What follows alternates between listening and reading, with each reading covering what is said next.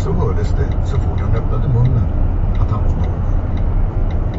Nej, om läget i Norge ville han inte tala med någon utomstående.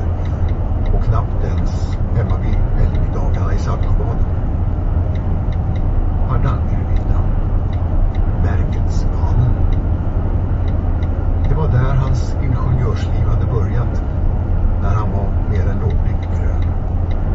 Och nu mot slutet av detta yrkesliv blev det som att börja om från början. Det kändes nästan som en högre mening. Man sa att det var den kallaste vintern på 100 år. Eller åtminstone så långt tillbaka i tiden som någon kunde minnas. Kvicksilvret var ibland nere i närheten av minus 40. Fast vinden var inte lika svår som uppe på vidderna. Det var ändå att uppleva